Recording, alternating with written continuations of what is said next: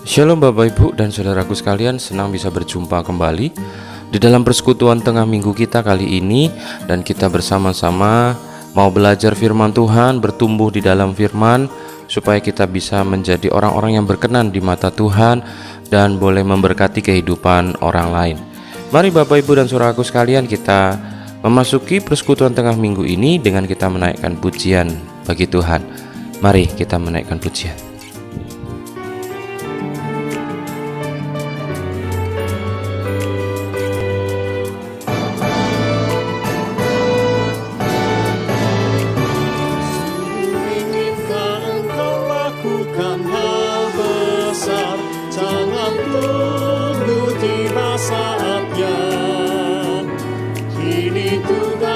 Kerjakan dengan baik benar, jadilah suluh dunia, jadilah suluh dunia, jadilah suluh dunia.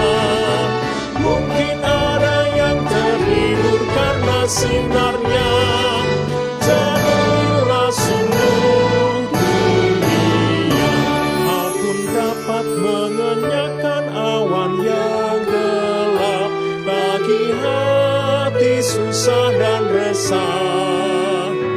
Kan dirasakannya penghiburan yang sedap, jadilah suluh dunia, jadilah suluh dunia, jadilah suluh. Mungkin ada yang terhibur karena sinarnya, jadilah suluh dunia.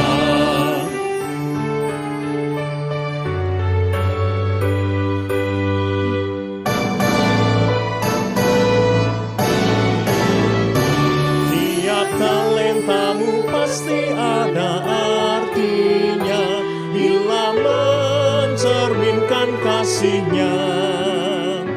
Barang yang kecil pun sungguh ada gunanya, jadilah suluh dunia, jadilah suluh dunia, jadilah suluh dunia. Mungkin ada yang terhibur karena sinarnya, jadilah suluh dunia.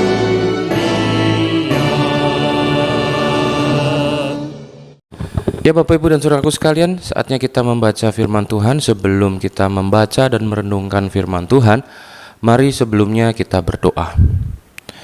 Tuhan Allah kami yang ada di surga, kami mengucap syukur untuk hari ini di mana kami boleh bersama-sama berkumpul walaupun dalam media online untuk bersama belajar bertumbuh di dalam Tuhan. Sertailah kami Tuhan, manusia penuh dengan segala keterbatasan, baik yang pendengar ataupun yang menjadi pembicara saat ini. Kami sesungguhnya penuh dengan kelemahan. Tuhanlah yang di dalam Roh Kudus yang telah ada di dalam kami, menolong setiap kami yang menjadi pendengar firman dan juga menjadi pembicara saat ini, untuk bisa hanya menemukan hadirat Tuhan dan menemukan kehendak Tuhan. Terima kasih Tuhan, inilah doa kami. Amin. Ya Bapak Ibu dan Saudaraku sekalian, saya akan membacakan buat kita bacaan firman Tuhan kita saat ini diambil dari Kejadian pasal 18 ayat yang ke-16 sampai yang ke-33. Di dalam judul perikop, doa syafaat untuk Sodom. Lalu berangkatlah orang-orang itu dari situ dan memandang ke arah Sodom, dan Abraham berjalan bersama-sama dengan mereka untuk mengantarkan mereka. Berpikirlah Tuhan, apakah aku akan menyembunyikan kepada Abraham apa yang hendak kulakukan ini? Bukankah sesungguhnya Abraham akan menjadi bangsa yang besar serta berkuasa, dan oleh dia segala bangsa di atas bumi mendapat berkat? Sebab aku telah memilih dia supaya diperintahkannya kepada anak-anaknya dan kepada keturunannya, supaya tetap hidup menurut jalan yang ditunjukkan Tuhan, dengan melakukan kebenaran dan keadilan, supaya Tuhan memenuhi kepada Abraham apa yang dijanjikan kepadanya. Sesudah itu berfirmanlah Tuhan, sesungguhnya banyak keluh kesah orang tentang Sodom Gomora, dan sesungguhnya sangat berat dosanya. Baiklah, aku turun untuk melihat apakah benar-benar mereka telah melakukan seperti keluh kesah orang yang telah sampai kepadaku atau tidak. Aku hendak mengetahuinya. Lalu berpalinglah orang itu dari situ dan berjalan ke Sodom. Tetapi Abraham masih tetap berdiri di hadapan Tuhan. Abraham datang mendekat dan berkata, apakah engkau akan melenyapkan orang benar bersama-sama dengan orang fasik? Bagaimana sekiranya ada 50 orang benar dalam kota itu? Apakah engkau akan melenyapkan tempat itu dan tidakkah engkau mengampuninya karena ke-50 orang benar yang ada di dalamnya itu? Jauhlah kiranya daripadamu untuk berbuat demikian, membunuh orang benar bersama-sama dengan orang fasik, sehingga orang benar itu seolah-olah sama dengan orang fasik. Jauhlah kiranya yang demikian itu daripadamu. Masakan hakim segenap bumi tidak menghukum dengan adil? Tuhan berfirman, jika kudapati 50 orang benar dalam kota Sodom, aku akan mengampuni seluruh tempat itu karena mereka. Abraham menyahut, sesungguhnya aku telah memberanikan diri berkata kepada Tuhan, walaupun aku ini debu dan abu. Sekiranya kurang 5 orang dari ke-50 orang benar itu, apakah engkau akan memusnahkan seluruh kota itu karena 5 itu? Firman-Nya, aku tidak memusnahkannya jika kudapati 45 di sana. Lagi Abraham melanjutkan perkataannya kepadanya, sekiranya 40 didapati di sana, firman-Nya, aku tidak akan berbuat demikian karena 40 itu. Katanya, janganlah kiranya Tuhan murka kalau aku berkata sekali lagi, sekiranya 30 didapati di sana, firman-Nya, aku tidak akan berbuat demikian jika kudapati 30 di sana. Katanya, sesungguhnya aku telah memberanikan diri kepada Tuhan, sekiranya 20 didapati di sana, firman-Nya, aku tidak akan memusnahkannya karena yang ke-20 itu. Katanya, janganlah kiranya Tuhan murka kalau aku berkata lagi sekali ini saja, sekiranya 10 didapati di sana, firman-Nya, aku tidak akan memusnahkannya karena yang 10 itu. Lalu pergilah Tuhan setelah ia selesai berfirman kepada Abraham, dan kembalilah Abraham ke tempat tinggalnya. Demikianlah pembacaan firman Tuhan kita. Yang berbahagia kita yang membaca dan yang melakukannya. Amin. Ya Bapak, Ibu, dan saudaraku sekalian, hari ini kita belajar firman Tuhan dalam tema pedulikah kita akan pemulihan. Bapak, Ibu, dan saudaraku sekalian, firman Tuhan kita yang kita baca berkisah tentang Abraham. Awalnya berkisah tentang Abraham yang bertemu 3 orang utusan Tuhan, di mana 3 orang utusan Tuhan itu hadir menemui Abraham untuk meneguhkan janji keturunan untuk Abraham. Setelah Abraham menerima pengukuhan janji, Abraham dibawa untuk melihat kota Sodom dan Gomora.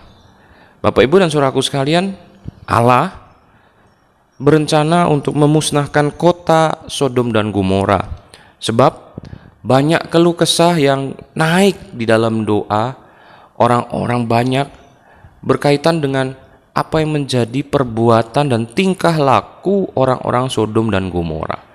Penuh kecemaran, penuh dosa, kejijian, hawa nafsu, dan semua hal-hal yang paling buruk yang pernah kita pikirkan dan bayangkan terjadi di kota Sodom dan Gomora. Dan itu menggelisahkan kehidupan banyak orang. Dan orang-orang yang menaikkan doa itu berkeluh kesah dan meminta bahwa Tuhan memberikan keadilan, Tuhan memberikan hukuman untuk kota Sodom dan Gomora. Dan oleh karena itu Tuhan berencana untuk memusnahkan kota Sodom dan Gomora. Nah Bapak, Ibu, dan saudaraku sekalian, di dalam perencanaan Tuhan, Tuhan ingin membuka rencana itu kepada Abraham. Kenapa? Tuhan membuka rencana itu kepada Abraham? Ada dua hal yang bisa menjadi alasan kenapa Tuhan membukakan rencana pemusnahan Sodom dan Gomora kepada Abraham. Yang pertama, Abraham dinilai oleh Tuhan seperti seorang sahabat, orang yang dekat.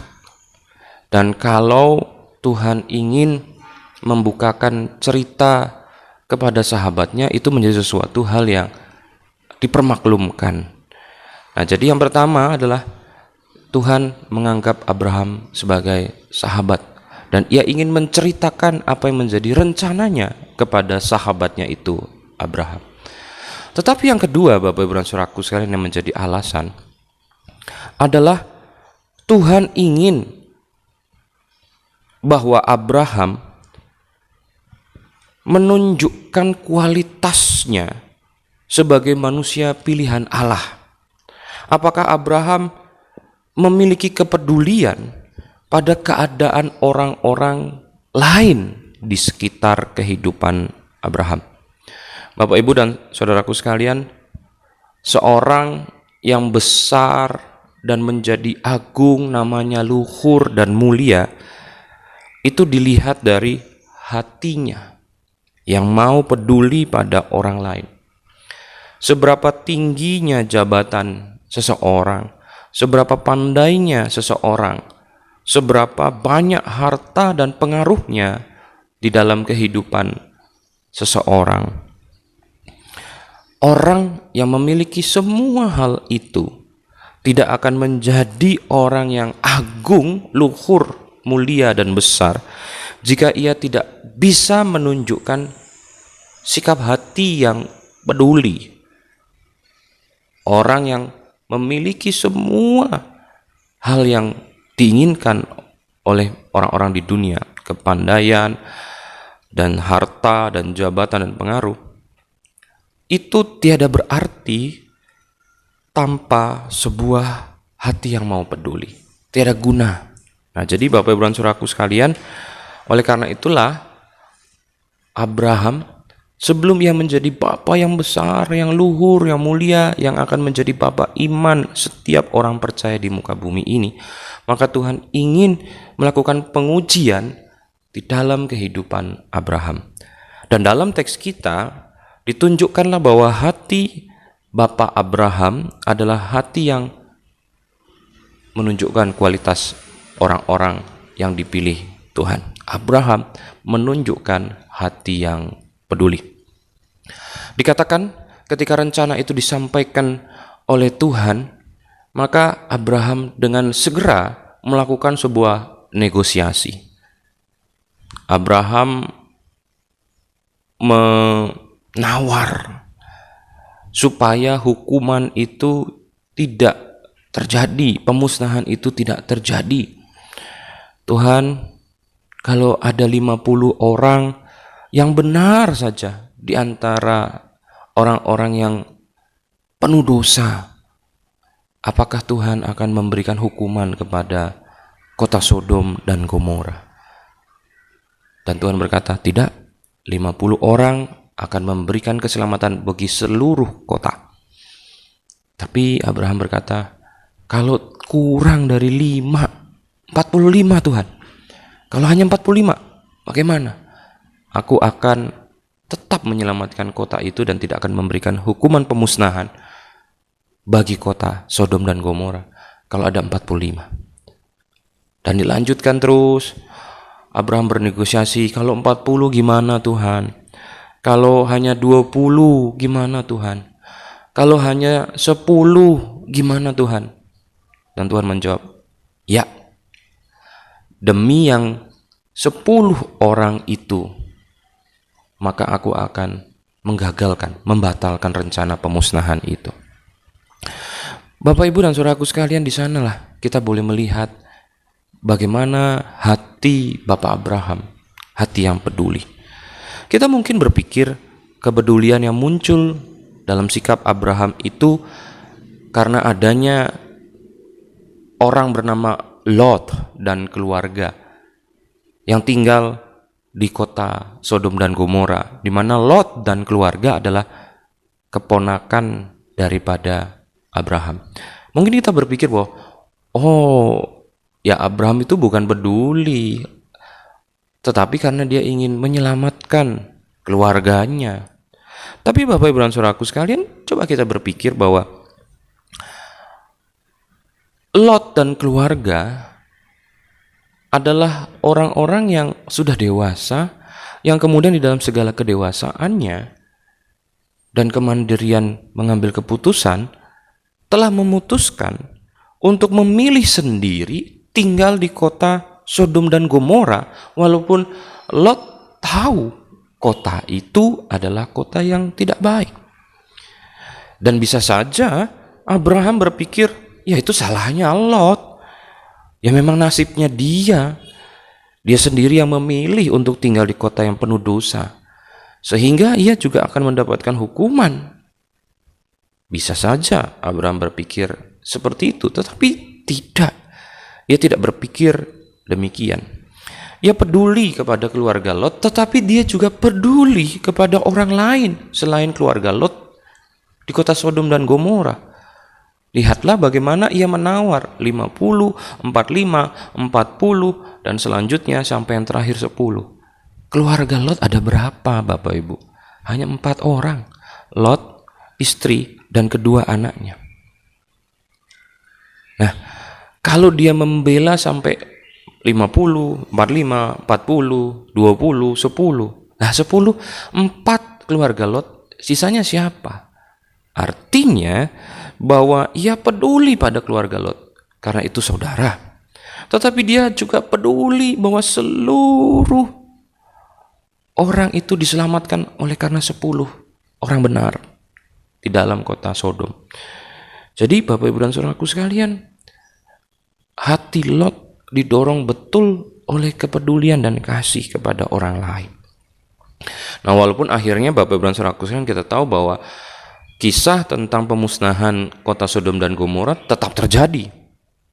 Sebab akhirnya memang tidak ditemukan ada 10 orang benar, hanya keluarga Lot yang benar.